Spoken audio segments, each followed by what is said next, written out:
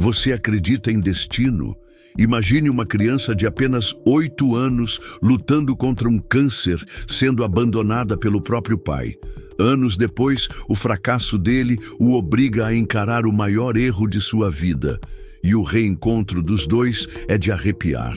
Se quiser descobrir como essa história impactante se desenrola, inscreva-se agora no canal, deixe seu like e prepare-se. O que você vai ver pode mudar a forma como entende o amor e a esperança. Este magnata abandonou sua filha de 8 anos, que lutava contra um câncer. Mas, anos mais tarde, ao falir, ele a viu em um programa de televisão e percebeu quem ela era. O rumo que a vida dela tomou após ser deixada para trás vai te surpreender. E o reencontro desses dois pode arrancar lágrimas até dos mais fortes. Inscreva-se no canal para apoiar meu trabalho e diga nos comentários qual é a maior saudade que você carrega. Maurício segurava o extrato bancário mais recente com as mãos trêmulas, enquanto encarava as prateleiras desertas de seu maior estabelecimento em São Vicente. As lâmpadas fluorescentes piscavam sem constância, parecendo zombar de sua condição. Os números em vermelho se agitavam diante de seus olhos, confirmando o que ele suspeitava há várias semanas: a completa falência ao império que erguera ao longo de 2 décadas.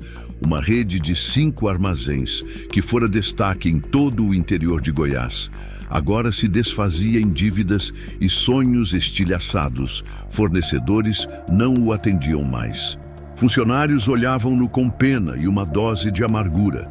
E os fregueses, que antes eram fiéis, migraram para a nova rede que abrira do outro lado da avenida.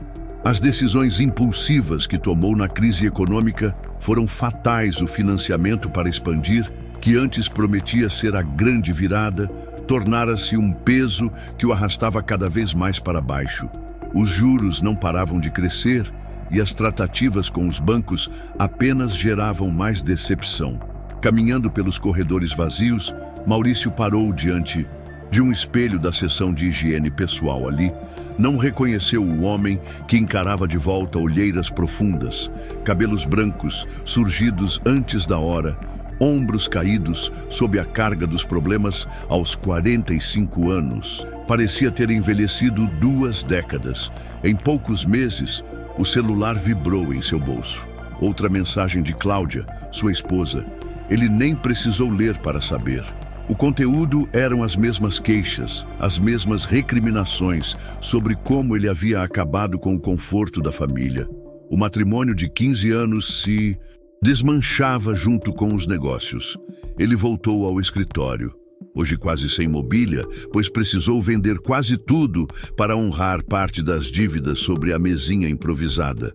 Havia uma foto de Marina, sua filha de 8 anos, sorrindo de modo inocente. Aquele sorriso que antes lhe trazia alegria, agora era uma facada em seu peito.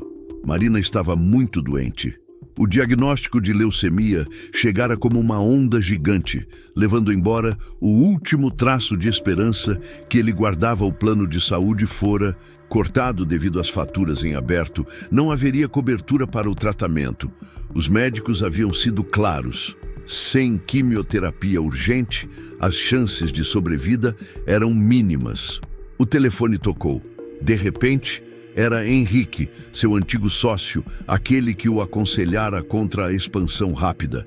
"Maurício, precisamos conversar", disse a voz conhecida do outro lado. "É sobre a Cláudia." O estômago de Maurício deu um nó nos últimos tempos.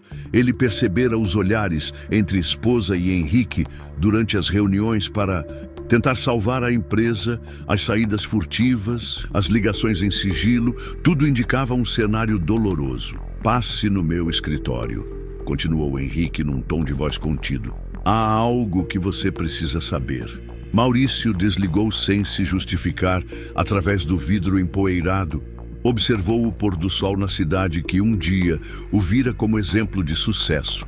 As sombras se estendiam no estacionamento vazio, como braços acusadores apontando suas falhas.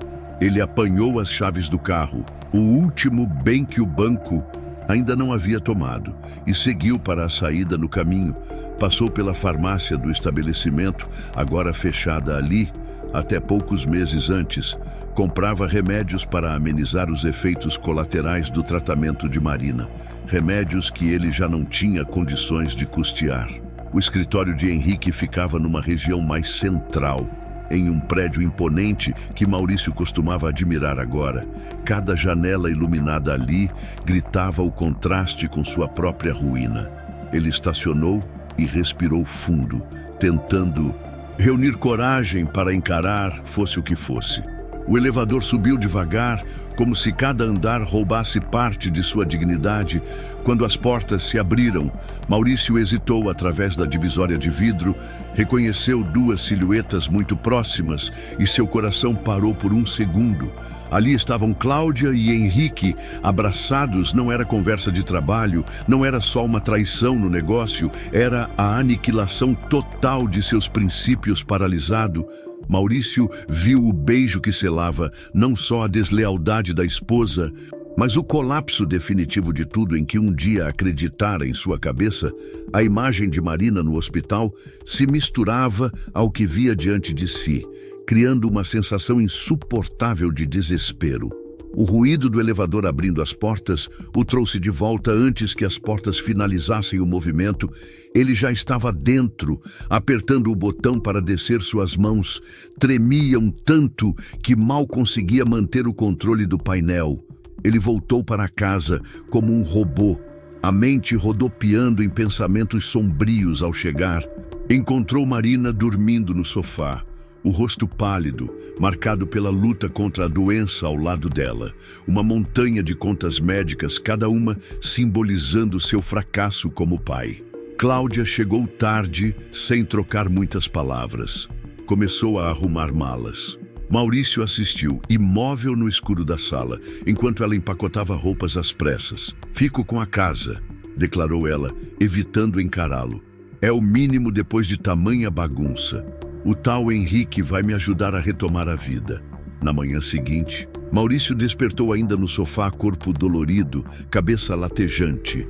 O silêncio era uma prova de que Cláudia partira. Não havia som de salto algum, nem o barulho das xícaras de café que ela costumava preparar. Apenas a respiração fraca de Marina, no quarto ao lado, quebrava aquela quietude sufocante.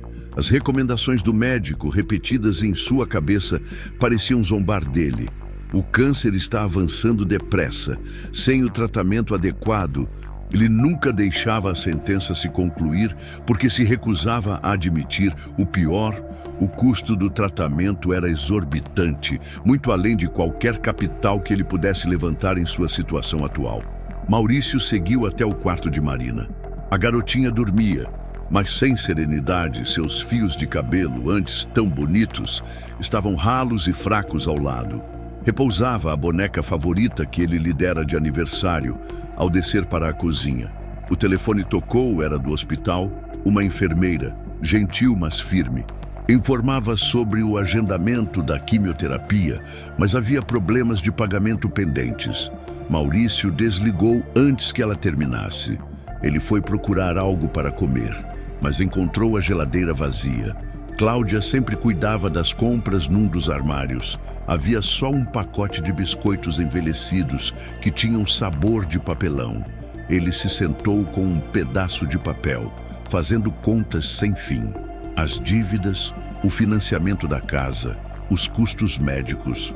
Os números se multiplicavam sem piedade, como células de um tumor consumindo sua esperança. Passos arrastados o tiraram de seu torpor. Era Marina, fraquinha, pedindo algo para comer. "Pai, estou com fome." "Cadê a mamãe?" A pergunta foi um golpe no coração de Maurício, como dizer que ela fora embora com outro homem, deixando-os sozinhos no pior momento. "Ela viajou, filha", mentiu ele, sentindo o peso das palavras falsas. "Vamos comer uns biscoitos." Marina mastigava sem vontade. Maurício notava como a menina estava magra e trêmula. O câncer estava levando sua pequena guerreira e ele era incapaz de fazer algo efetivo. O dia se arrastou. Maurício tentou telefonar para amigos em busca de ajuda, mas ninguém atendia antigos conhecidos. Sempre arranjavam desculpas. O nome, antes respeitado, agora causava repulsa no fim da tarde. Marina começou a ter febre, 39 graus. Ele precisava levá-la ao hospital. Mas como pagaria a internação? O cartão de crédito estava bloqueado, não tinha reservas de dinheiro. Restou dar a ela um antitérmico vencido que achou no armário e rezar para que aliviasse algo enquanto segurava a mão ardente da filha. Lágrimas corriam em silêncio. Como haviam chegado a tal ponto? Onde fora parar o empresário admirado por todos? A noite caiu. Marina dormiu, exausta pela febre. Maurício permaneceu ao lado dela, sentindo-se o pior dos pais. Foi então que uma ideia, horrível mas insistente, tomou forma em sua mente no início. Um pensamento distorcido, mas que foi crescendo até parecer a única solução viável. Havia um orfanato na cidade vizinha, bem referenciado no atendimento a crianças doentes, com parcerias hospitalares e recursos que ele não tinha. Maurício passou a noite debatendo consigo mesmo entre o amor incondicional pela filha e a realidade cruel de não poder bancar seu tratamento. Toda vez que Marina tossia, um pouco do coração dele se partia na manhã seguinte. Ele se decidiu, ajudou a menina a se vestir, arrumou uma pequena mochila com algumas peças de roupa, a boneca preferida e remédios, além de uma foto dos dois de tempos mais felizes. "Filha, vamos dar uma volta?" ele sugeriu, tentando manter o tom de sempre. Marina concordou. Sem energia para questionar, eles entraram no carro. Porém, Maurício não seguiu para o orfanato. A covardia dele era maior. Pegou uma estrada de terra, longe do sinal de celular. O sol já começava a descer no horizonte, quando Maurício parou numa parte isolada do caminho. As mãos tremiam tanto que mal sustentavam o volante. Ele olhou para Marina pelo retrovisor. A menina o encarava, confusa. "Pai, onde estamos?" perguntou ela, voz fraca. Maurício não respondeu. Desceu do carro, ajudou Marina a sair e colocou a mochilinha em seus ombros miúdos sem coragem. De encará-la, murmurou: "Fica aqui, tá, filha? Papai volta já." A mentira mais cruel que já contara em seguida entrou no carro e partiu, deixando para trás a pequena figura da filha, parada na estrada de terra no espelho. Ele ainda pôde vê-la por alguns segundos, até que a poeira cobriu a visão. Marina ficou ali, vendo a nuvem de poeira se dissipar, seus dedos agarrados às alças da mochila, como se isso a protegesse da verdade que começava a se formar em sua cabeça frágil. O sol, que ainda tingia o céu de alaranjado, logo perderia força, e o frio noturno chegaria com as pernas bambas e febris. A menina ficou em pé o quanto pôde. "Pai!" tentou chamar, mas sua voz estava rouca. Apenas o som das aves distantes ecoava na imensidão do lugar. Sem opção, Marina começou a andar, sem rumo, pois parar ali era ainda mais aterrorizante. A estrada era longa, ladeada por cercas velhas e pastagens secas. O único barulho era o de seus passos fracos e sua respiração difícil. A mochila, um peso enorme em seus ombros. Ali dentro, além de suas roupinhas, estava a boneca, tão amada, e uma garrafinha d'água quase vazia. Logo a noite se instalou e o céu ficou salpicado de estrelas na cidade. Ela costumava ter medo do escuro, mas o pai sempre deixava uma luz acesa no corredor agora. Não havia uma única fonte de claridade para confortá-la. A febre subia, a fraqueza a dominava em certo ponto. Tudo começou a girar. As sombras das árvores pareciam ameaçadoras. Marina só pensava em continuar, um passo atrás do outro, como no balé que um dia frequentara. O tempo perdeu sentido. Quando suas pernas não aguentaram mais, ela caiu de joelhos na poeira vermelha. A cada tosse, a dor percorria seu pequeno corpo. Deitada ao lado da cerca, tirou a boneca da mochila e abraçou-a. "Por favor, papai, volta", murmurou com as lágrimas rolando no rosto coberto de terra. O frio aumentou e o mundo rodopiava em sua mente, febril, em meio ao delírio. Ouviu o barulho de rodas antigas na terra. Uma carroça surgia, guiada por uma figura que ela não conseguiu distinguir bem. "Meu Deus, tem uma criança aqui!" exclamou uma voz feminina, rouca, mas cheia de ternura. Marina sentiu mãos calejadas e, ao mesmo tempo, gentis. Tocando-lhe o rosto ardente, tentou abrir os olhos, mas não conseguia. Houve um cheiro doce. Lembrando Canela. "Coitadinha, está pegando fogo de febre. Como veio parar aqui sozinha, menina?" A voz ainda tentava se comunicar, mas Marina foi engolida pela escuridão da inconsciência, apertando a boneca contra o peito, seu último elo com o que um dia chamava de lar. Quando recuperou a consciência, estava deitada em uma cama simples, porém limpa, coberta por um edredom colorido, feito de retalhos. O quarto era modesto, paredes pintadas de um verde suave, com uma janela por onde entrava a luz alaranjada do amanhecer. O aroma de canela persistia, agora ainda mais intenso. Misturado com o de café recém-passado, uma senhora de cabelos brancos amarrados em um coque estava sentada ao lado, passando um pano úmido em sua testa.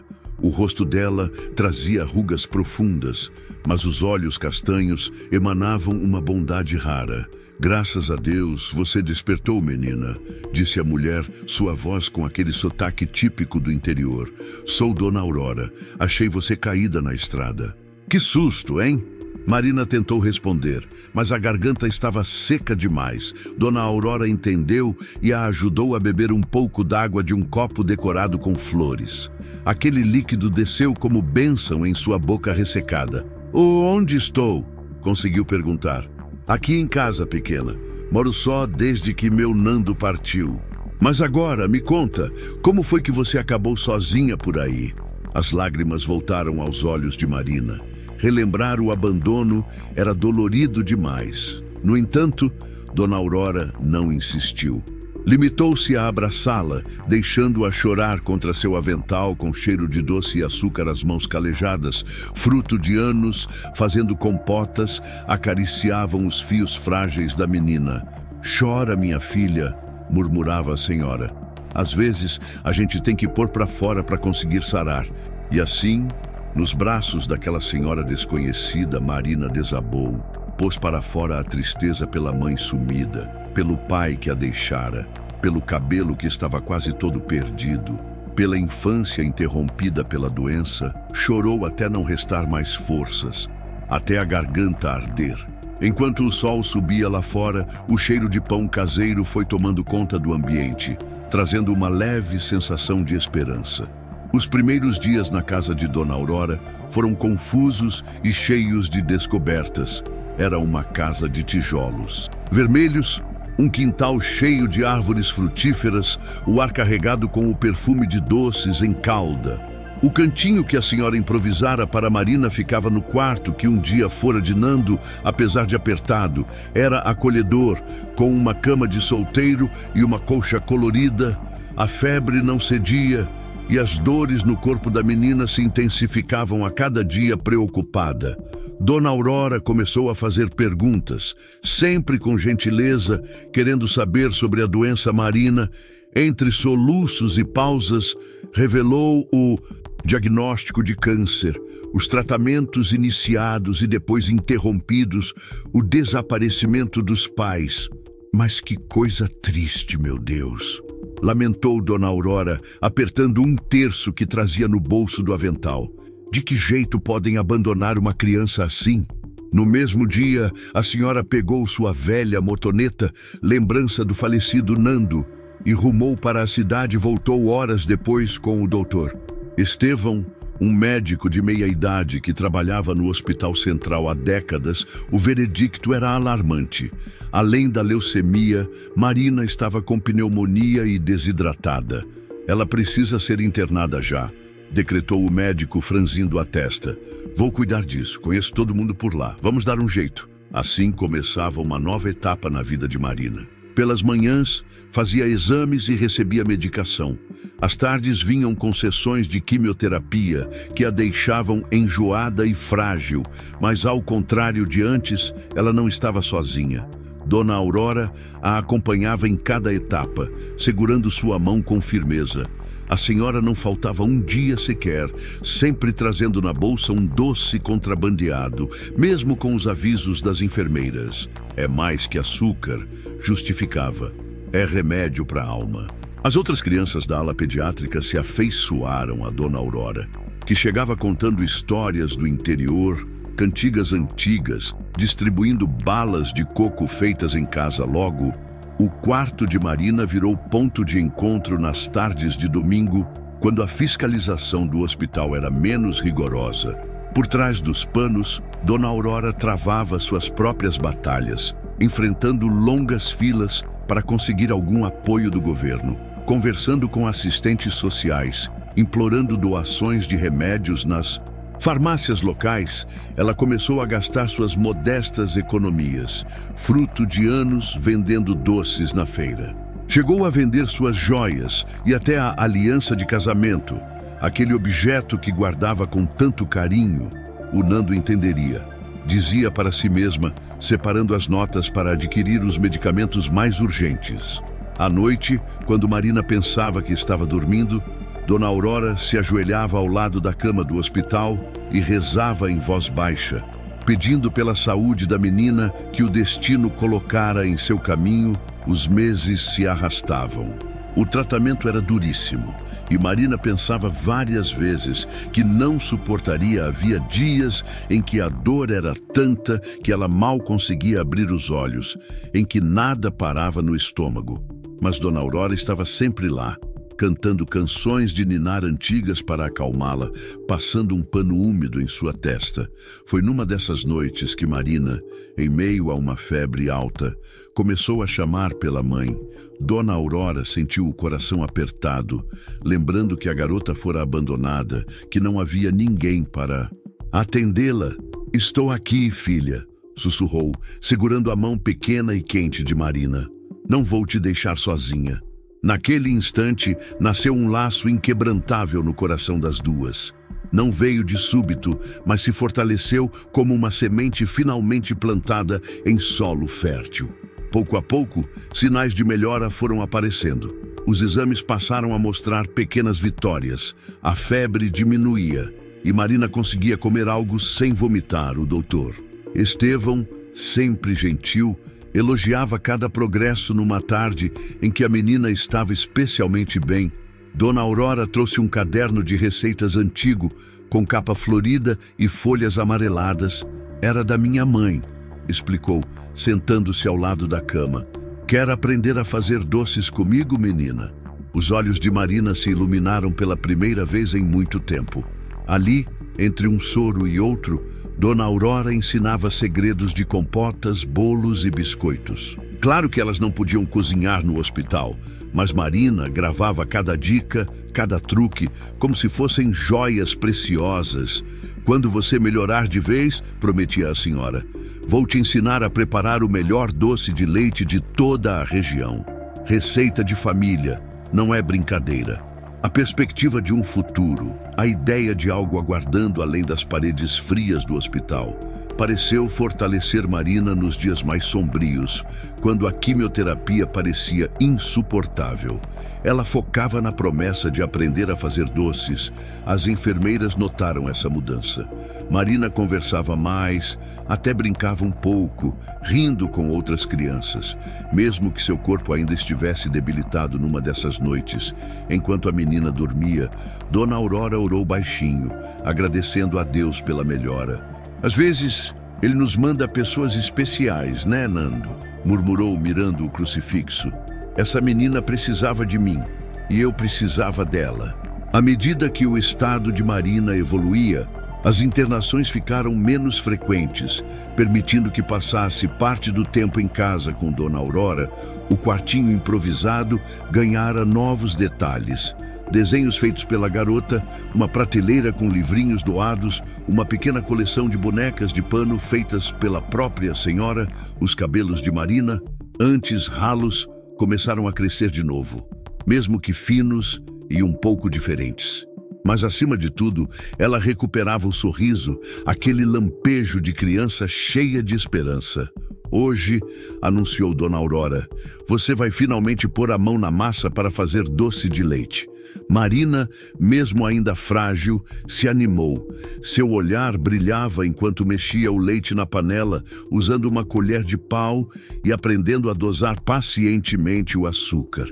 O segredo, dizia a senhora, com a calma de quem carrega um ofício sagrado, está no carinho que você põe, no jeito de respeitar o tempo certo. Enquanto o doce cozinhava lentamente, Dona Aurora recordava histórias de família, de como aprendeu a cozinhar com a mãe e de como conheceu Nando num evento de São João, onde vendia cocadas.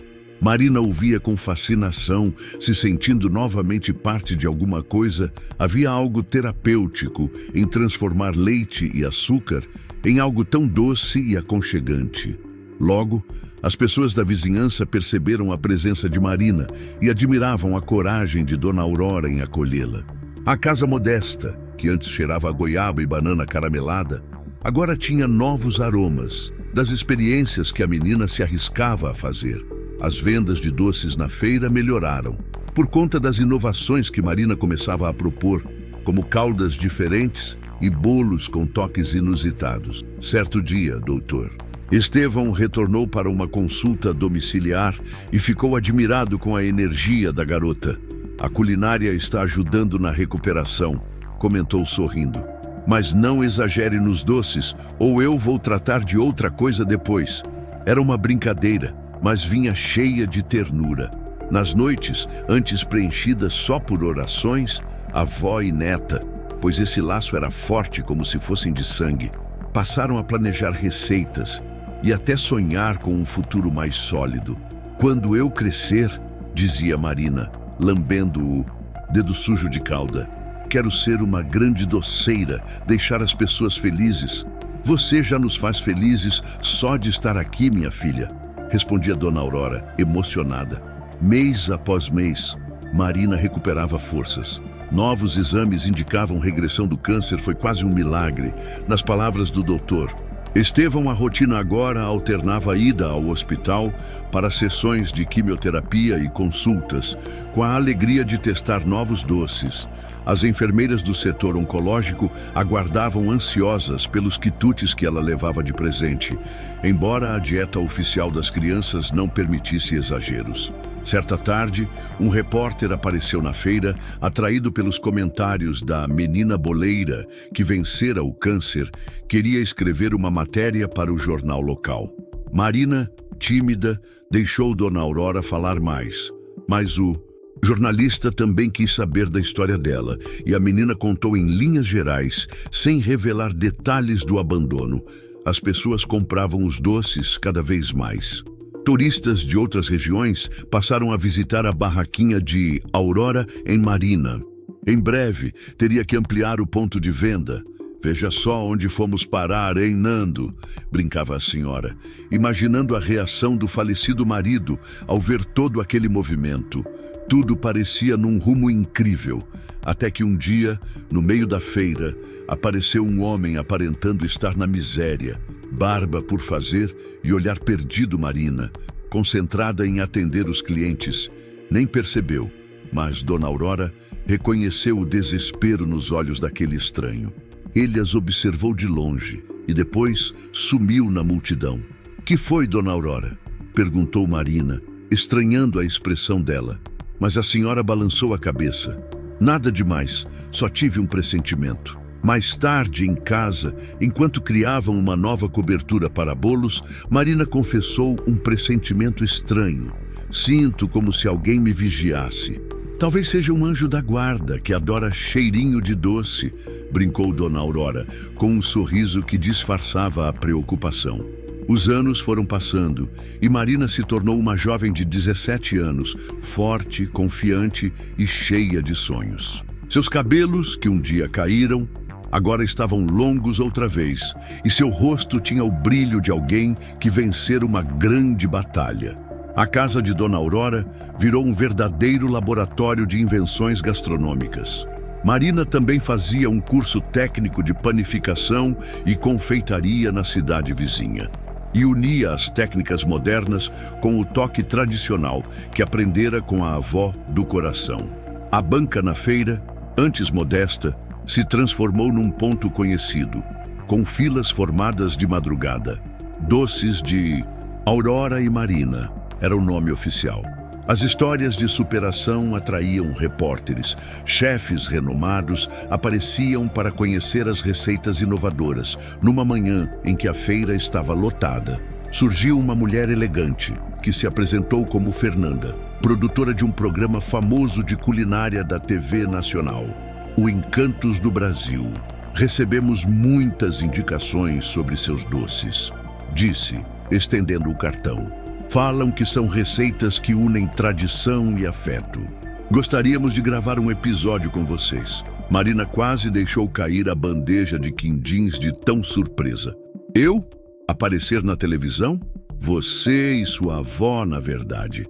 Queremos mostrar como a união entre gerações pode criar algo extraordinário. Dona Aurora, que chegara perto, se preocupou. Olha, nossa história não é tão simples. Justamente por isso, respondeu Fernanda, já com um ar profissional e empolgado. Não queremos só as receitas, mas a narrativa de vida. Essa é a essência do Encantos do Brasil. Nos dias que se seguiram, a rotina da casa foi virada do avesso por conta da presença da equipe de gravação. Câmeras e luzes invadiram aquele espaço simples. Filmando a produção de doces e entrevistando a dupla, não foi fácil para Marina relembrar o passado, mas ela percebeu que, ao contar sua história, poderia inspirar outras pessoas a não desistirem. Dona Aurora segurava sua mão nos momentos difíceis, como fizera no hospital, oferecendo o mesmo aconchego. O programa levou uma semana para ser gravado. Marina mostrou suas criações famosas. O bolo de fubá recheado com goiabada cremosa, o pudim de doce de leite que se tornara marca registrada e a compota de banana com toque de especiarias. Mas o ápice foi quando as câmeras registraram a avó e neta fazendo juntas o primeiro doce que aprenderam, o doce de leite clássico, cuja receita remontava a gerações. O segredo vai além dos ingredientes, explicava Marina, repetindo o que Dona Aurora dissera lá atrás. Tem a ver com amor, atenção e respeito.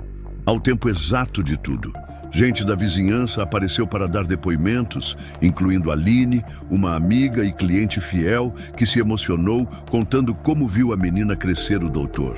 Estevão também deu seu relato sobre a importância da culinária como parte da recuperação de Marina.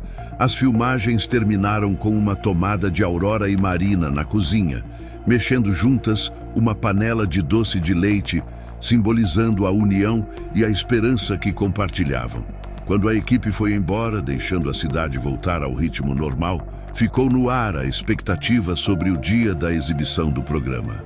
Você acha que meus pais vão ver? Perguntou Marina, mexendo uma massa sem nem precisar dizer quem eram eles. Talvez, ponderou Dona Aurora. Mas o que importa é quem você se tornou, independentemente deles. A exibição do Encantos do Brasil provocou um rebuliço na cidade. Na manhã seguinte, uma fila quilométrica surgiu na banca da feira antes mesmo do sol aparecer. Pessoas de diferentes cantos do país vinham provar os doces que tinham visto na TV, a pequena cozinha de Aurora e Marina. Agora trabalhava quase sem pausa. Dona Aurora, mesmo sentindo a idade pesar, fazia questão de manter o padrão impecável, orientando cada nova fornada. Marina dividia-se entre atender às solicitações, as entrevistas e o curso técnico. Em certo dia, ao chegar para abrir a banca, Aline se aproximou com ar aflito. Tem um homem estranho que vem todo santo dia e fica só olhando vocês de longe. Já faz quase uma semana. Como ele é? Perguntou Aurora, embora já tivesse um palpite. Bem magro, cabelo grisalho, uma expressão de tristeza, disse Aline. Fica parado perto daquela árvore grande, só observando.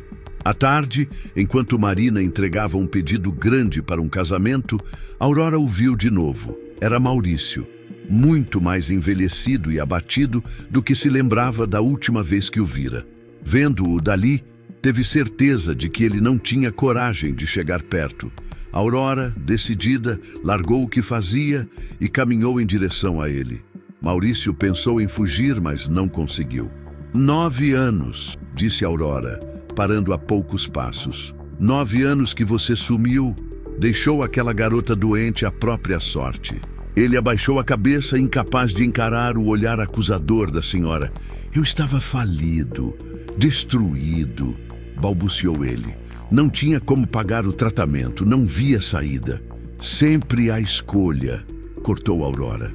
Eu também não tinha dinheiro, mas eu tinha amor. Às vezes é o suficiente para salvar uma criança. Lágrimas correram no rosto de Maurício. Ela parece tão radiante agora, tão talentosa. Vi no programa. Vi como a senhora cuidou dela. Eu não a transformei em nada, retrucou Aurora, firme. Marina sempre foi especial. Só precisava de alguém que enxergasse isso. O silêncio foi tenso, até que a voz de Marina chamou Aurora, pedindo ajuda na banca.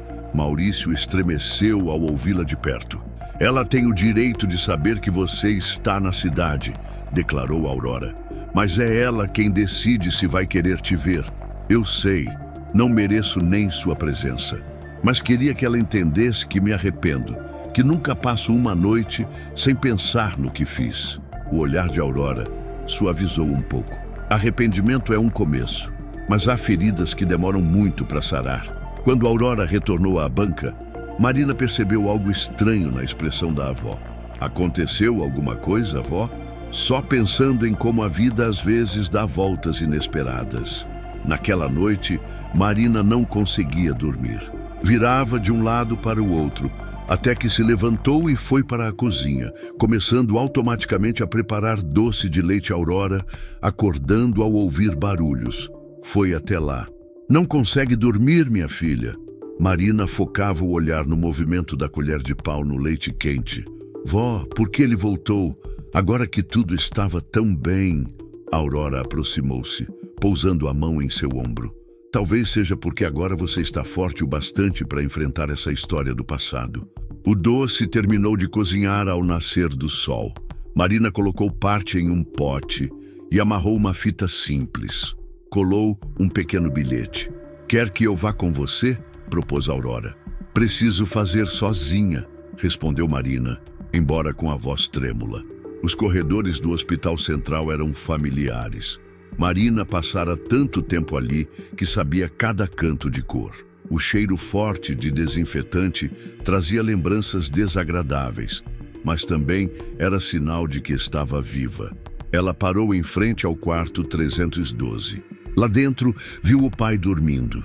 Ele estava muito mais velho e magro, o rosto marcado por rugas que não existiam anos atrás. Marina entrou sem barulho e colocou o pote de doce de leite na mesinha de cabeceira.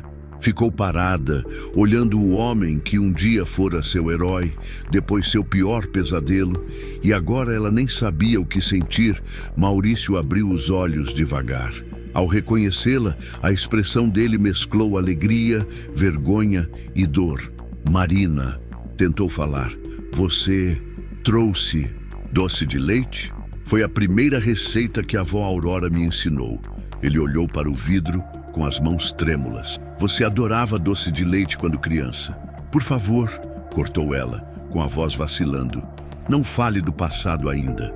Houve um silêncio duro, cheio de palavras não ditas, de explicações ausentes e pedidos de desculpa nunca feitos. Eu te vi na TV, disse Maurício, finalmente. Vi como virou uma moça incrível. Vi também tudo que a Aurora fez por você. Ela é minha avó, sim. Ela me salvou não só da doença, mas de mim mesma. Ensinou-me que família é mais que sangue, é presença. Não desistir quando as coisas pioram. Maurício começou a chorar. Eu sei que não mereço perdão, mas precisava que você soubesse. Me arrependo a cada segundo. Eu não vim ouvir justificativas ou arrependimento. Vim porque precisava ter certeza se estava pronta para ficar frente a frente com você sem sentir medo de novo. Os ombros de Maurício estremeceram, parecia levar uma surra de cada palavra da filha. Consegui, continuou Marina. Estou aqui, de pé, e não sinto mais pavor ou ódio, só pena. Ele cerrou os olhos, deixando as lágrimas seguirem livremente. O doce de leite, retomou Marina, agora num tom mais suave.